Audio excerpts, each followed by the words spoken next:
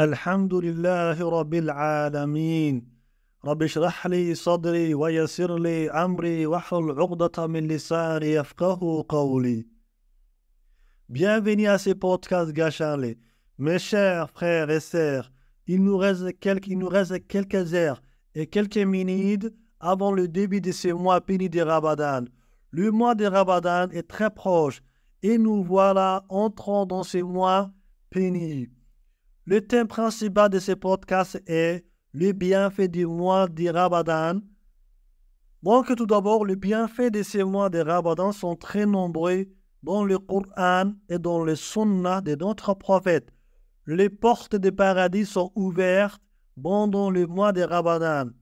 D'après Abu Huraira, radiyallahu anhu, le prophète a dit « Ida dakhala shahru Ramadan » فتحت أبواب السماء وغلبت أبواب جهنم وسلسلة الشياطين.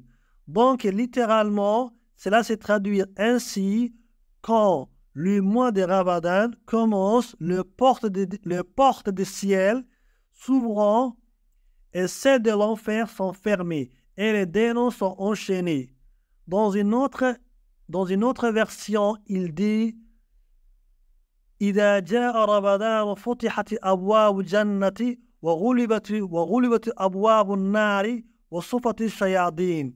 Donc, littéralement, cela se traduit ainsi: quand vient Ramadan, les portes du paradis s'ouvrent et celles de l'enfer sont fermées et les démons sont enchaînés. Donc, dans le Coran est descendu pendant le mois de Ramadan. Allah Azza wa Jalla a dit شهر رمضان الذي أنزل فيه القرآن هدى للناس وبينات من الهدى والفرقان. Donc, littéralement, il se traduit ainsi: le mois de Ramadan au cours duquel le Coran a été descendu comme guide pour les gens et épreuve claire de la bonne direction du discernement. Donc, jeûner ce mois fait partie du pilier de l'islam. Selon Ibn Umar, radiyallahu anhu, le prophète a dit: Buniyat al-Islamu al-Khamsa, shahadatu an la ilaha illallah, wa anna Muhammadan abduhu wa rasuluhu, wa iqamu salat, wa ita'u zakat, wa hajjul bayt, wa sawmu Ramadan. Donc, littéralement, cela se traduit ainsi: l'islam est fondé sur 5 piliers. Premièrement, le témoignage qu'il n'est de divinité digne d'adoration si ce n'est Allah et que Mohammed est son messager.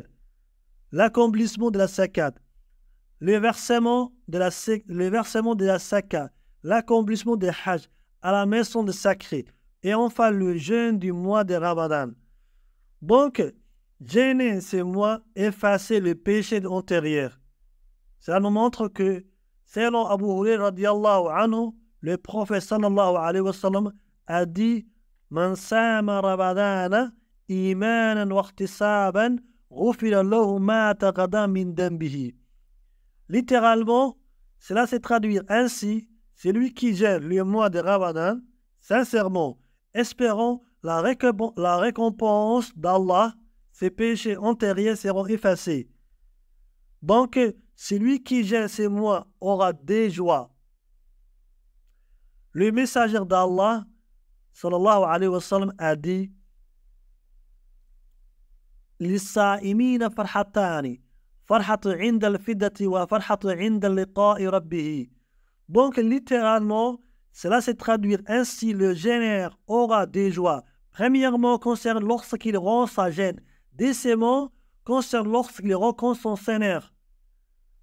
Donc, enfin, nous espérons que ce mois béni apportera paix, réflexion et rapprochement avec Allah.